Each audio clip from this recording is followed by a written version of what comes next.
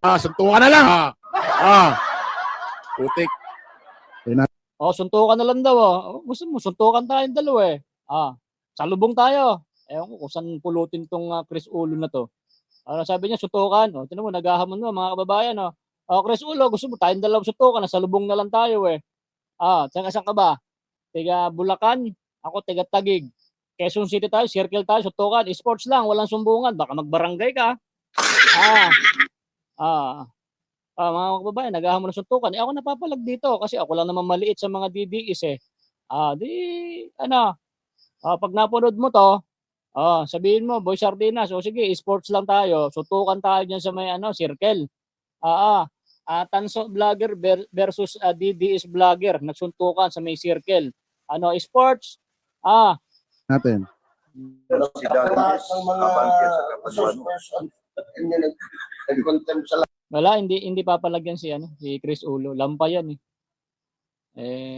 Isang banat ko lang yan. Baka lumuhod yan sa akin eh. Alright, magandang araw sa inyo mga kababayan. It's me again, Boy Sardinas TV. DDS Vlogger. So, meron tayong babanatan ngayon at talagang tuwan-tuwa sila. Alright. Gusto rin ba talaga babagsakin si BBM at ipalit natin si Vice President Sara Duterte? Talaga grabe itong mga to. Kung makapagtanga sa mga DDS at sa mga sumusuporta kay Tatang Digong ay mga tanga daw tayo. Okay, tingnan natin, panoorin dito kung talagang sino talaga ang tanga. Panoorin natin to mga babae at reaction natin to ang sinasabing tong tanso na to. Okay, let's go. Anak ng putik. Ay, kayo. Naniniwala ba kayo kaya nila ginagawa yan dahil concerned sila sa taong bayan, mahal nila ang kapakanan ng taong bayan, mahal ang mga bilihin kaya sila nandiyan dyan? Malamang hindi na kasi sanay na kami sa presyo at sanay na kami sa presyo na mahal na mga bilihin. Baga ginagawa ito ng mga kababayan natin, mga kababayan namin, hindi naman namin kay kababayan, no? Di ba? Ay para ibunyag yung mga korupsyon na nangyayari. Itong mga tanso na to, talagang mga bulag talaga itong mga to eh, no? Nagsama-sama sila at sila ay sabi ay ano ginagawa niyo diyan? Magrarally kayo dahil mahal ang bilihin? No, hindi na. Sanay na kami, hindi niyo naman kayang pababain ng mahal ng bilihin, di ba? Ang tagal-tagal na, lalo pang nagmahal.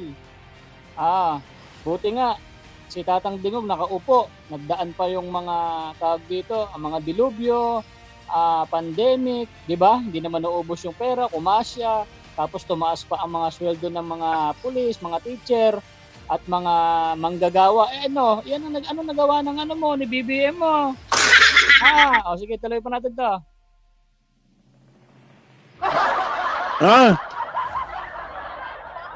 Putik, ganun kayo ka-concern? Aming ginagago. Ginagago daw natin tong sila. Grabe, no? Kaya kayo nandiyan dyan, gusto nyong pabaksakin si Pangulong Bongbong Marcos at maupo itong si Pusit. Oy, mga kababayan, natin ang yung binabaligtad nila. Kala mo, talagang fake news talaga itong mga to. Alam kayo yung mga nagsimula na Tatang Digong, i-impeach nyo, gusto nyo ipakulong. Tapos ngayon, pinagtatanggol namin si Tatang Digong. Kami pa pala ang naninira ngayon na kung gusto namin pabagsakin si BBM at ipalit namin si Inday Sara. Ay, hindi. Ayaw nga walang tigil dyan, di ba? Ay, nako. Para maprotektahan lahat kayo at at magkaroon kayo ng mga sariling interes. Grabe. Tayo pa daw magkaroon ng sariling interes. Ay, nako, tinan niyo naman ang pinagsasabi ng mga tanso, no? At talagang marami naniniwala sa kanya na talagang mga kaparehas na lang kaparehas na lang mga tanga. Maghintay sa bitaw pagka alis ni Pangulong Bongbong sa pwesto niya sa 1944. Ay, sa 1944 pa daw. Baka 2044. 2044. So, mga kababayan na hanggang 2044 pa daw itong si boss niya. Hanggang 2044. Ano na kayang bansa natin noon, ano? Magkano na kaya isang kilong bigas niya? Siguro mga 150 na. Ngayon pa nga lang, 2 taon pala nakakaupo yung boss mo. Ano na nangyari? Ubos na ang budget. Kukunti pa nga lang mga dilubyo ang mga nagdadaan. Stress na. Tabingi na yung nguso ng amo mo. Tapos sila Tatang Digong pang sinasabihan mo na walang tumitigil, mga DDS vlogger walang tigil, puro paninira. Hindi ba pinoprotektahan lang din namin si Tatang Digong dahil sa kagustuhan nyo si Tatang Digong ay mapakulong? Di ba? Saan pa nagsimula yan? Di ba? Sa inyo. Di ba? Tuloy pa natin. Mabilis lang ang panahon, mabilis lang ang taon. Ikita mo, nung nakaraan, January 1 lang. Ano na ngayon? November 9 na. 2024 lang ngayon. Ang bilis ng panahon. Ilang taon na lang yan? 2044 na. Magabang-abang. Grabe ang gusto pa pala nito na 2044 pa mapalitan si BBM. Naku po, ano na kaya ang itsura ng bansa natin kung si BBM pa rin ng 2044, no? Grabe.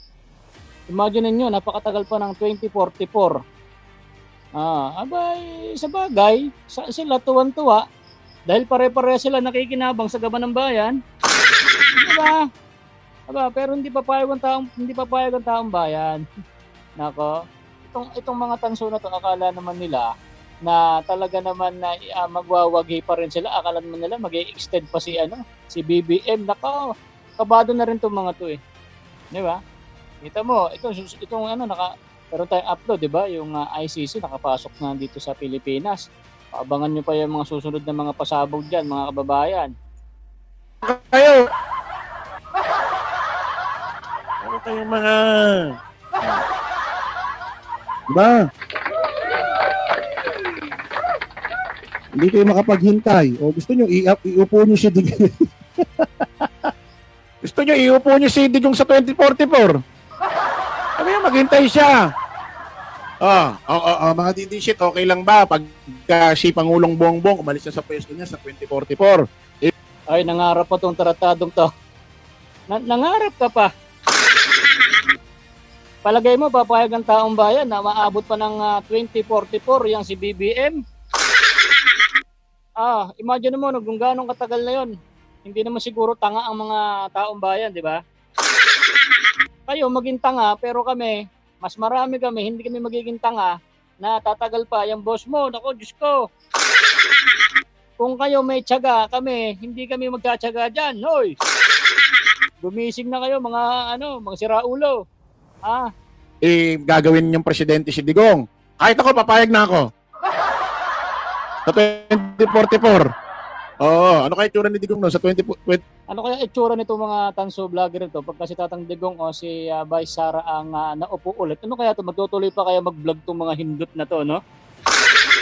Palagay niyo mga kababayan, itong mga tanso vlogger na to, tutuloy pa kayang mag-vlog ito? Pag naupo si Inday Sara o si Tatang Digong, ano kayang mukha ang hiyaharap na itong mga hindot na to? Di ba? Nangangarap pa mga kababayan, itong mga tanso na to, na si BBM daw iaabot pa ng 2044. My goodness naman. Maawa naman si taong bayan. Kung kayo nakikinabang, mas marami ang naghihirap, mga ulol. Nako. 44 siguro agad. Leader.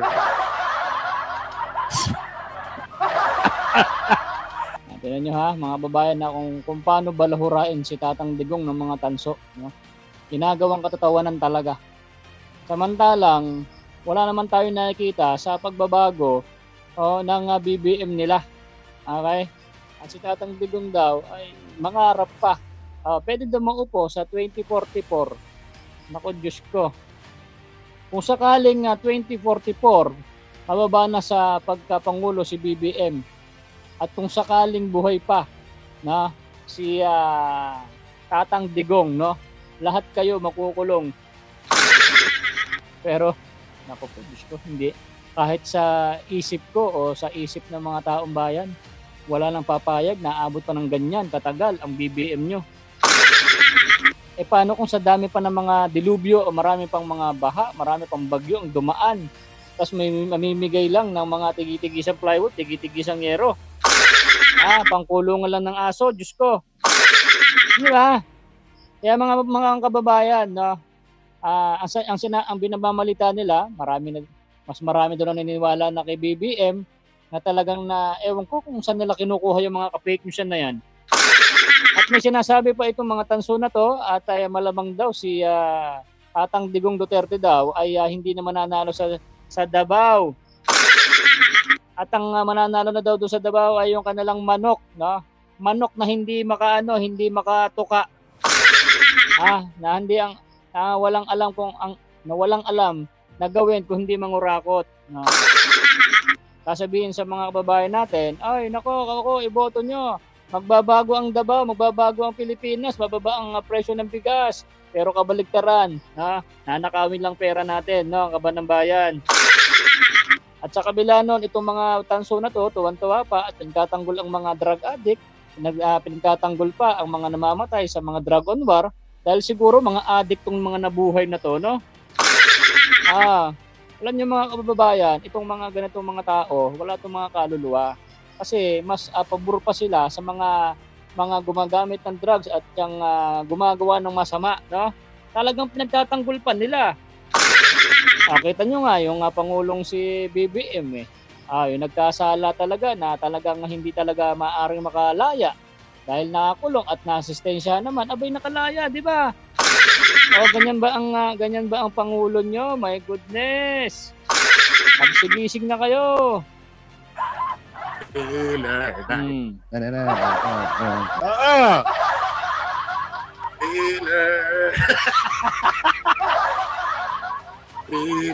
night.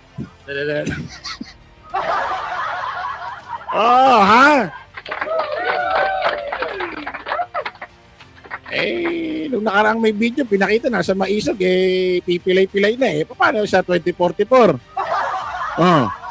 Nakarap pa ang mga ugok no?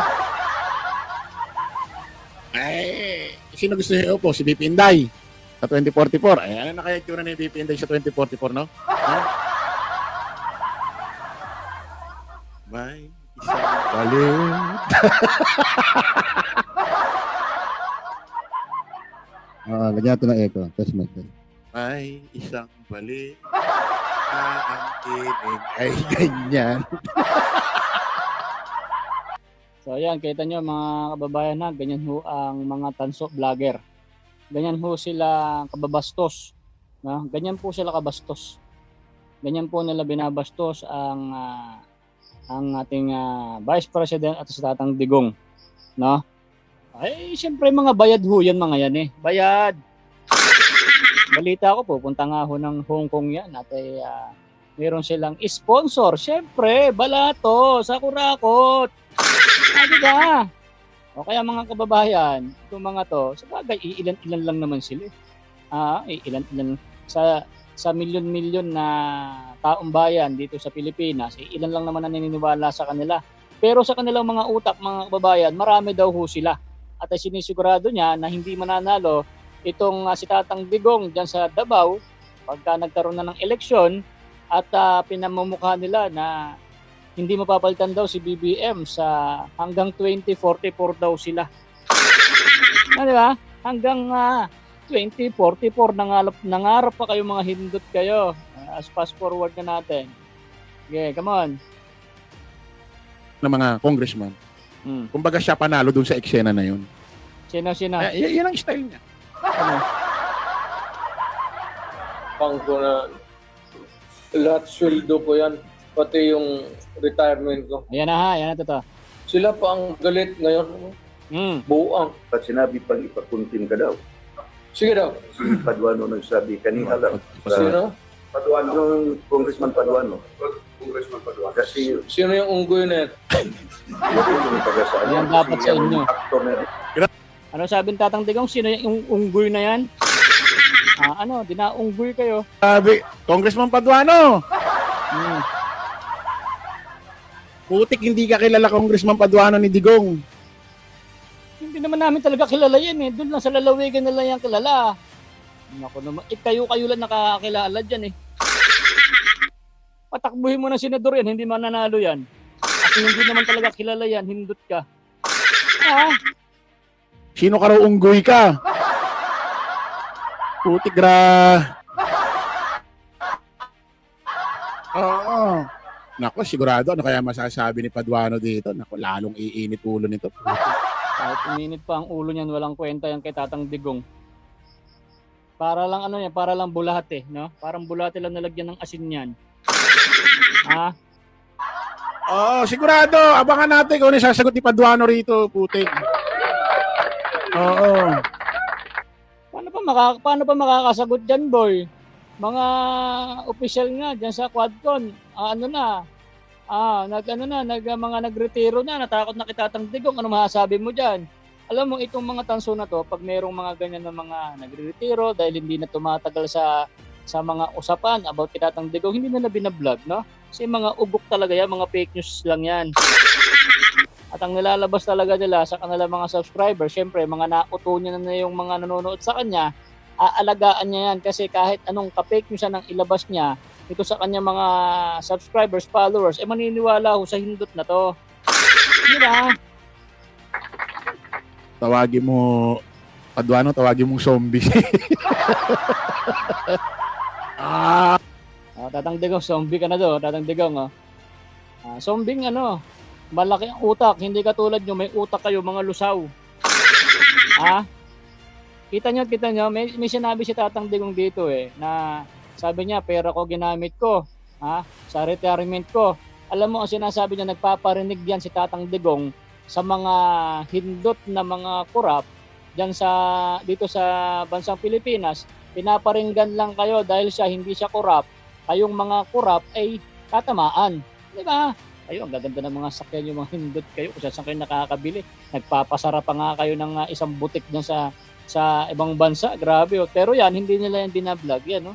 Yung mga kakampi na mga nangungurap, hindi yan nila i-content. Ang patuloy lang talaga nilang sisiraan dyan, babanatan si Tatang Digong, si Vice President Sara, at yung sila Senador Bato at yung iba pa, dahil nga hindi sila aalis doon sa content na yon dahil bayad ho sila. Diba? Hindi yan mag-iiba ng content.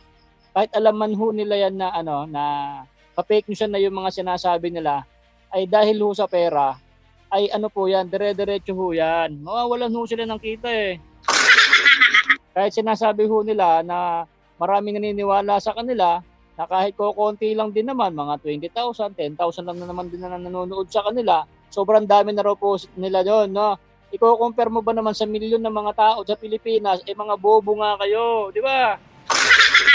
Bobo to mga to. Kasi ang mga nanonood lang naman din sa kanila, ilan thousand lang din naman.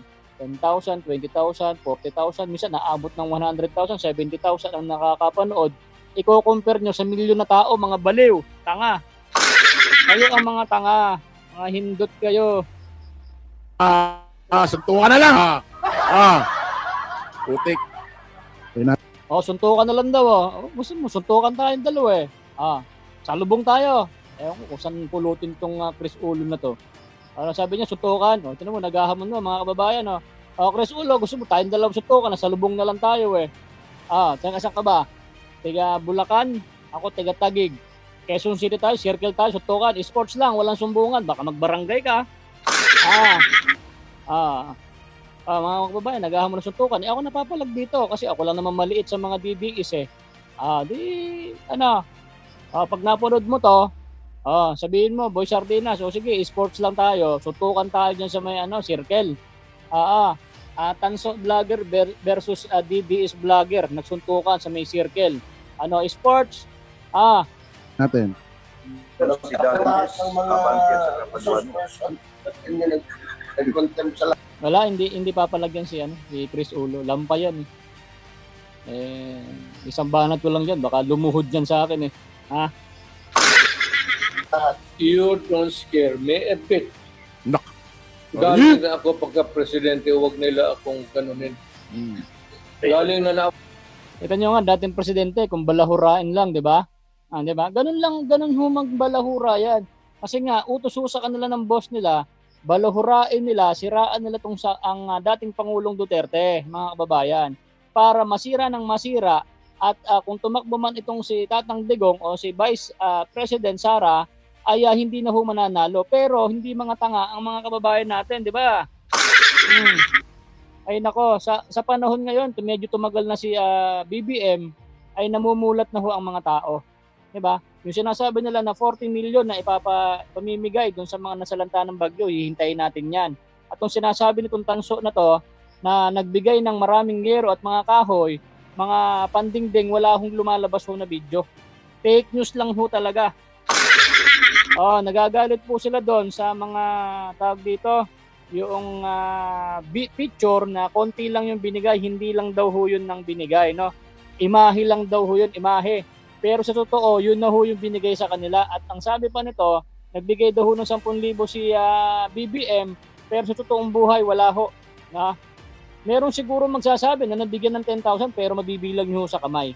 At sa dami ho ng kababayan natin na nasalanta ng bagyo doon, ay malamang siguro mga isang guhit ho nabigyan.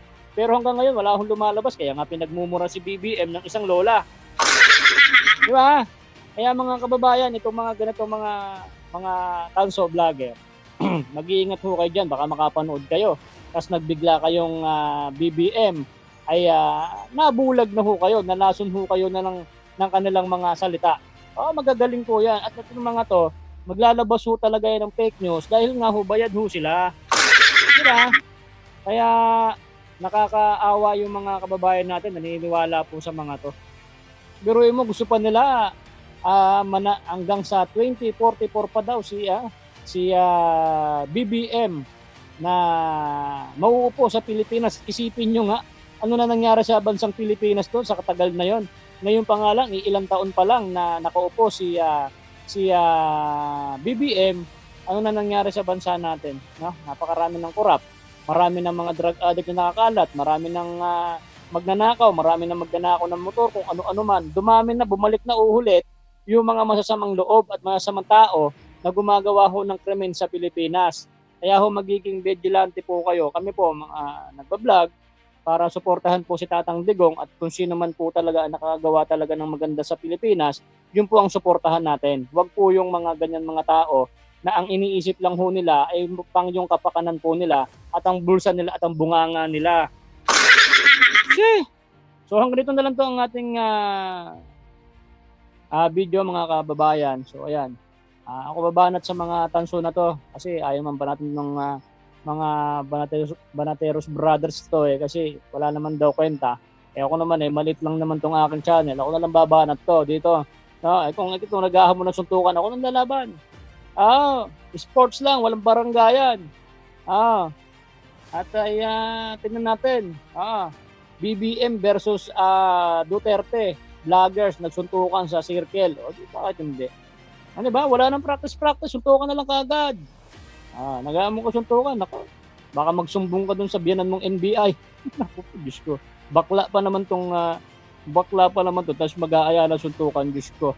So guys, kung nagustuhan nyo itong ating vlog, paki-like and share para mapanood ng mga kababayan natin na isa rin tayo na si Boy Sardinas ay pumapanig kay Tatang Digong at sumusuporta at ay ilabas ang mga ganitong mga issue na nagpapalabas ng mga fake news at ay pagtanggol natin ang katotohanan mga kababayan para din po sa ating bansa ito. Sama-sama tayo na ituwid ang tamang daan. Baga tuwid, hindi mga kurakot na mga katulad nila. Maraming salamat po. God bless. Ulitin.